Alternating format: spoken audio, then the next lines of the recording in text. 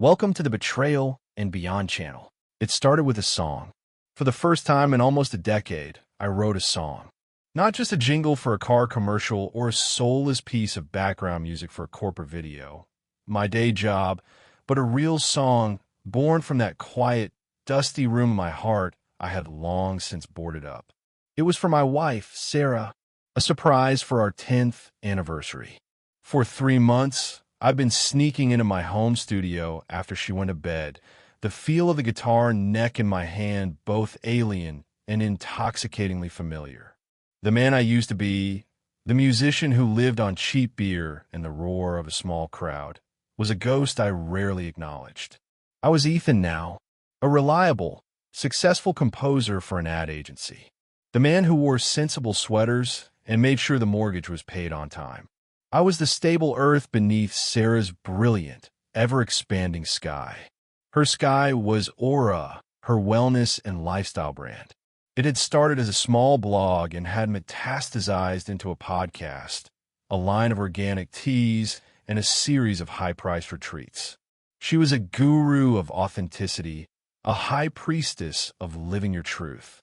Her brand was built on her story of leaving a stifling corporate law career to find her true calling.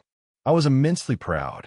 I was also her unpaid technical producer, her web designer, her sounding board, and the man who quietly deposited his steady, predictable paychecks into the joint account that so often funded her entrepreneurial risks. It was her dream, I told myself. A partnership. The song I wrote was about us, about a quiet, steady man who found his entire universe in a chaotic, beautiful star. It was honest. It was raw. It was the best thing I had written in my life. The night of our anniversary, after a quiet dinner at home, my hands were trembling as I sat on the edge of our sofa with my old acoustic guitar. "I have something for you," I said. She sat opposite me, her expression a perfect blend of curiosity and patient affection. I played. For 3.5 minutes. The ghost of my former self filled the room. The chords were clean, the melody soared, and the words were the truest things I had ever said. When the final chord faded, the silence in the room felt profound, sacred. I looked at her, my heart wide open, expecting, I don't know what I was expecting. Tears, an embrace? She was silent for a long moment, a strange, analytical look in her eyes. It wasn't the look of a wife being moved by a love song. It was the look of a brand strategist evaluating a new asset. "Wow," she finally said, her voice thoughtful. "The melody is really marketable. It's got this hopeful, aspirational quality. It's perfect, perfect," I asked, a small, confused laugh escaping my lips. "For the podcast," she said, her eyes lighting up now with a familiar entrepreneurial fire. "As the new intro music. And the lyrics, a quiet, steady man. That's a narrative we can use. It speaks to our audience. The women who feel their partners don't understand their journey." "Oh, this is brilliant, Ethan." She jumped up, not to hug me, but to grab her laptop. "I need to send this to my marketing consultant. This could be the new sound of Aura." I just sat there, the guitar feeling suddenly cold and heavy in my lap. She hadn't heard a love song. She had heard content. She hadn't seen my soul. She'd seen a branding opportunity. My grand, romantic gesture, this resurrection of my deepest self, was just another piece of raw material to be processed and packaged for her audience. The beautiful, sacred silence was shattered, and in its place was the cold, clinical hum of a transaction. That was the moment the first crack appeared in the foundation of the life I thought we were building.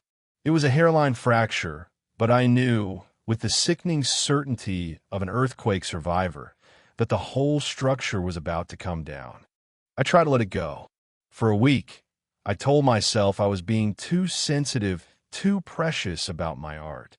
She was practical. That's what made her a successful businesswoman. She saw the world in terms of opportunity. It was a good thing, right? A sign of her genius. I repeated these rationalizations to myself like a mantra, but the sick, hollow feeling in my gut wouldn't go away. The song, my song, was now a 15-second, ukulele-inflected jingle at the start of her podcast, followed by her warm, confident voice saying, "Welcome back to Aura, the place for your authentic journey." It felt like a desecration. The need to understand, to see if this was a single, tone-deaf misstep or a symptom of a much deeper rot, became an obsession. I started paying attention in a way I hadn't in years. I wasn't just a supportive husband anymore. I was an investigator in my own life. And her primary crime scene was her blog, the very heart of her brand. I had avoided reading it for years. I lived the real-life version. I told myself, why would I need to read the edited highlights? But now I dove in. I spent a whole Saturday scrolling back through years of archives, and it was like watching a documentary of my life filmed by a hostile stranger. She never used my name. I was always my partner, and this partner was a character in her story, a piece of her narrative. In the early years, I was my rock, the stable, loving man who gave her the courage to leave her law career. I was the hero of that chapter. But as her brand grew, my character began to change. I started to become a problem. A post from 2 years ago was titled, "Loving Someone Who Doesn't Dream as Big as You." It was a beautifully written, empathetic piece about the painful, beautiful struggle of being in a relationship with someone who is content with the shore while you are called by the sea. She wrote about her partner's love for routine, his need for security, his gentle resistance to risk. She wasn't describing me. She was describing a caricature of me, a straw man built to make her look brave and visionary in comparison. Our quiet nights at home weren't a source of comfort. They were evidence of my lack of ambition. My stable job wasn't a foundation for our life. It was a cage she had to lovingly tolerate. I felt a cold, creeping shame as I read. She was discussing the most intimate details of our life, our supposed conflicts, our differences, all of it twisted and reframed to serve her narrative of the fearless entrepreneur held back by a well-meaning but hopelessly provincial partner. Our friends, her followers, they weren't just reading a blog. They were reading her ongoing public indictment of me, and I hadn't even known the trial was taking place. I kept scrolling, a digital archaeologist digging through the ruins of my own marriage. The post got worse. More recent entries were filled with a kind of patronizing pity. She wrote about the importance of honoring your partner's journey, even if it's a smaller one than your own. She was painting me as a project, a sweet, simple man she had to manage, a fixer-upper she was renovating with her enlightened perspective. The final discovery, the one that shattered the last remaining shard of my love for her, was not on the public blog. It was in the back end of the website, a part of the architecture I had built and still had access to. In the drafts folder, there was a post scheduled to go live in 2 months. The title was "The Hardest Decision: When Your Authentic Self Outgrows the Life You Built." It was a breakup announcement, a pre-written eulogy for our marriage. It was a masterpiece of manipulation. She wrote about her profound, heartbreaking gratitude for the man who had been her shelter for so long. She praised my kindness, my stability, my love. And then, with surgical precision, she used all those qualities as the reason she had to leave. I was the safe harbor, but she was a ship meant for the open ocean. She wasn't leaving a man. She was graduating from a phase of her life. She made it sound like I was a beloved childhood home she had to bravely move out of to go to college. But it was the last paragraph that made my blood run cold. "And now," she wrote, asterisk, "as I step into this new chapter, I am so thrilled to have found a new collaborator, a true creative partner who speaks the same language of limitless possibility.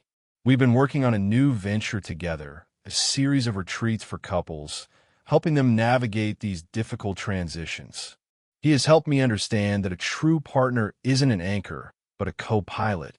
Asterisk, A new collaborator. It wasn't just that she was leaving me. It wasn't just that she had already written the press release for our divorce. It was that she had already replaced me, and she was turning our breakup into a new business venture. My pain, my heartbreak, the end of our 10-year marriage, it was all just market research for her next product launch. I leaned back from the screen. The grief, the rage, the shock, it all coalesced into a single, terrifying, and strangely liberating thought. I wasn't a husband. I wasn't a partner. I was the before picture. And I was living in a relationship that had already ended, waiting for the official publication date. The woman I loved had deconstructed our marriage, sold it for parts, and I was the last piece left on the workshop floor, waiting to be swept into the trash. For the first time in 10 years, I saw my life with Sarah not as a love story, but as a brand partnership that had run its course. I was the angel investor who had poured everything I had, my time, my talent, my emotional and financial capital, into her startup. And now, the CEO was planning a hostile takeover, complete with a press release designed to frame me as a beloved but obsolete piece of legacy software. The realization didn't break me. It did something else. It woke up the businessman I never knew I was. My first instinct wasn't to confront her. My first instinct was to check the contract. That night, I didn't go to my studio. I went to the locked metal filing cabinet in our home office, the one that held the boring, terrestrial documents of our life. I found a file from when she had first incorporated Aura LLC. I had paid the legal fees. My name was on the documents, just as I remembered. Not as an employee, not as a creditor, as a co-founder, with a 40% equity stake. We had done it years ago on the advice of a lawyer to protect our shared assets. It was a simple legal fact, but in the grand, sweeping narrative of her brand, this fact had been completely erased. She was the sole, visionary founder. I was just her partner, the supportive man in the background. She had told her story so well, so convincingly for so long, that I think she had actually forgotten the legal reality. Or, more likely, she assumed I had. She assumed I was too much in love, too supportive, too much the quiet, steady man, to ever bring up something as crass as a contract. I sat there on the floor of the office, the incorporation documents in my hand, and a slow, cold smile spread across my face. She was planning to graduate from me. She was planning to turn our breakup into a business. But she had forgotten one crucial detail. I wasn't just the foundation of her house. I owned almost half of it. Her plan, as outlined in her draft blog post, was to leave me. My plan, I decided in that moment, was much simpler. I wasn't going to leave her. I was going to let her leave me. I was going to play the part of the heartbroken, supportive husband right up until the very end. I would let her build her new venture, let her pour her time and our shared resources into it, let her announce it to the world. And then, at the moment of her greatest triumph, I was going to present my invoice. The next 2 months were the most challenging performance of my life. I was a man living in the past, present, and future all at once. I played the part of the loving husband, making dinner, asking about her day, while secretly documenting every conversation, every expense. Every time she used our joint credit card for a business dinner with her new collaborator, a slick, insufferable wellness guru named Sebastian, I would save the receipt, highlight the charge, and add it to a growing digital file I named the audit. I watched as she and Sebastian developed their new brand, Conscious Uncoupling, a series of luxury retreats for couples on the verge of separation. The irony was so profound, it was almost poetic. She was using my money to build a business that taught people how to do what she was about to do to me. It's going to be revolutionary, Ethan, she'd say, her eyes shining with that familiar fire. We're reframing the narrative of divorce. It's not an ending. It's an evolution. It sounds incredible, honey. I'd say, my voice a perfect blend of supportive and slightly clueless. I'm so proud of you for helping people." Meanwhile, my own quiet evolution was happening in the dark. I took the song, my song, and I re-recorded it. I stripped away the hope and the love, leaving only the raw, aching melody. I wrote new lyrics, not about a man who was a quiet earth, but about a man who was an ocean that had been mistaken for a shallow pond. I posted it on a new, anonymous Bandcamp page under the name The Ghost Note. I didn't promote it. I just put it out into the world, a single digital flare sent up from the wreckage. The day of the launch arrived. Conscious Uncoupling was hosting its first ever event, a high-ticket seminar at a chic downtown hotel. It was the public debut of her new brand, her new life, her new partner. She had insisted I come. "It's important for my story," she'd said, "to show that we are handling our own evolution with grace. It will give our brand authenticity." I sat in the back row of the hotel ballroom, a ghost at my own funeral. Sarah was on stage, glowing under the soft lights, Sebastian by her side. They were a perfect picture of enlightened, modern partnership. She told her story, the one from the draft blog post. She spoke of her deep love for her foundational partner, the man who had been her rock. She spoke of their beautiful, mutual decision to grow in different directions. She even shed a single, perfect tear. The audience was captivated. Then, she made her grand announcement. She introduced her new brand, her new partner, and their mission to help the world heal from the trauma of separation. As the applause swelled, I stood up. I didn't shout. I just stood, and then I began to walk, slowly and deliberately, towards the stage. A low murmur went through the crowd. Sarah's smile faltered. Sebastian took a protective step in front of her. I stopped at the foot of the stage, and I looked up at her. "That was a beautiful speech, Sarah," I said, my voice quiet but carrying through the silent room.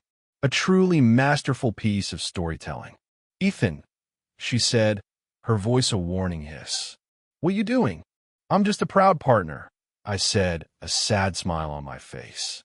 And as the 40% equity holder and co-founder of Aura LLC, whose resources and intellectual property you have been using to develop this new, separate venture, I just want to say on behalf of the board that we are so excited to see the profit projections for this new product line. I've taken the liberty of having my legal team draft a proposal for how Aura will absorb conscious uncoupling, including all its assets and future revenue streams. I left a copy on your car. The color drained from her face. Her carefully constructed narrative, her story of brave, independent evolution, evaporated in an instant. This wasn't a story about a broken heart anymore. It was a story about a breach of contract. A story about intellectual property theft. "You wouldn't," she whispered.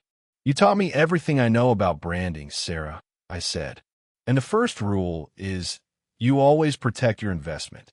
I turned, and without another word, I walked out of the ballroom, leaving her standing on the stage in the ruins of her beautiful, stolen story. The aftermath was swift and silent.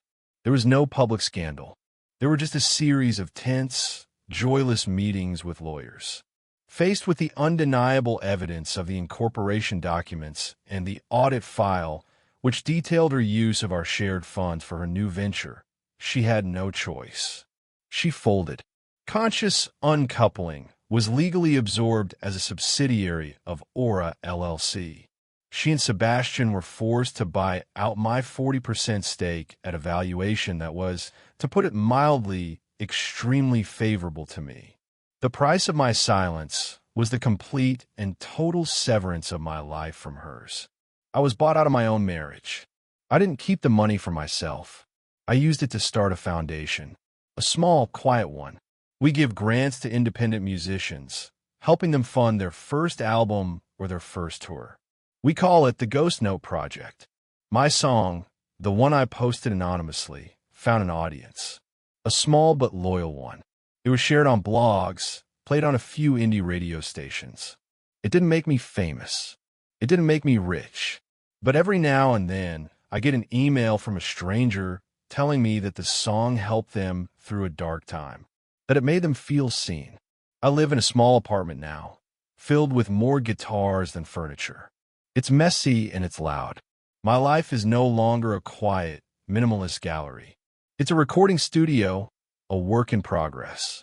I didn't get revenge. I didn't destroy her. I simply reclaimed my own value. She heard a marketable jingle, but the world heard a song. And in the end, that's the only story that mattered. Thank you for being here with us on Betrayal and Beyond. Now, we'd love to hear your story. Have you ever felt that your role in a relationship was defined more by the support you provided than by who you truly were as a person? Share your experience in the comments below. If this story resonated with you, a like and subscribe would mean the world to us. And remember, your passion isn't just content for someone else's story. It's the entire plot of your own.